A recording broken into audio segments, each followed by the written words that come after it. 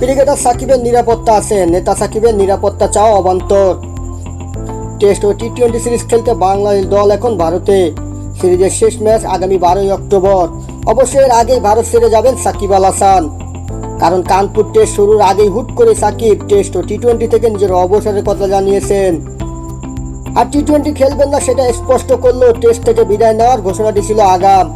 তার ইচ্ছে ঘরের মাঠে সাউথ আফ্রিকার বিপক্ষে সিরিজ দিয়ে ক্রিকেটের বর্ণিল ফরম্যাটকে বিদায় জানানোর। তবে বাংলাদেশে ফিরলেও সাকিবের নিরাপত্তার সংশয় রয়েছে। সেক্ষেত্রে দেশে এসে আবার যুক্তরাষ্ট্রে পরিবারের কাছে ফিরে যাওয়ার ব্যাপারে নিশ্চয়তা চেয়েছিলেন এই অলরাউন্ডার। তবে বিসিবি সভাপতি ফারুক আহমেদ জানিয়েছিলেন বিসিবি সাকিবকে নিরাপত্তা দিতে পারবে না, এটা পুরোপুরি সরকারের হাতে। এবার সাকিবের নিরাপত্তা নিয়ে কথা বলেছেন বাংলাদেশের অন্তর্বর্তীকালীন সরকারের ক্রীড়া উপদেষ্টা আসিফ মাহমুদ সজীব ভুঁইয়া। তিনি জানিয়েছেন গণমাধ্যমে ক্রিকেটার সাকিবের নিরাপত্তা দিতে প্রস্তুত সরকার। তবে রাজনৈতিক পরিচয়ের কারণে জনমনে সাকিবের বিরুদ্ধে তৈরি হওয়া যে ক্ষোভ, তার বিপরীতে নিরাপত্তার নিশ্চয়তা চাওয়া অবান্তর।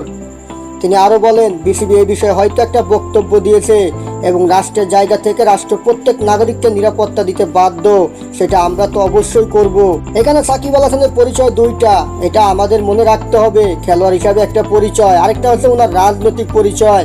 উনি আওয়ামী লীগের ব্যানার থেকে একজন এমপি নির্বাচন করেছিলেন। মানুষের মাঝে তো এই দুইটা নিয়ে মিশ্র প্রতিক্রিয়া আছে। খেলোয়াড় হিসাবে আমাদের একজন খেলোয়াড়কে যতটুকু নিরাপত্তা দেওয়ার দায়িত্ব সেটা অবশ্যই আমরা দেব। তিনি দেশে আসলে আমরা সেটা করব। তার নামে যে মামলাটা হয়েছে, হত্যা মামলা, সাকিবের হত্যা মামলার বিষয়ে ক্রীড়া উপদেষ্টা আসিফ মাহমুদ সজীব ভুঁইয়া জানান, আমরা ইতিমধ্যেই বলেছি আইন মন্ত্রণালয়ের যে সাকিবের যদি এই মামলার সাথে কোনোভাবেই জড়িত না থাকে তার নামটা যেন বাদ দেওয়া হয়।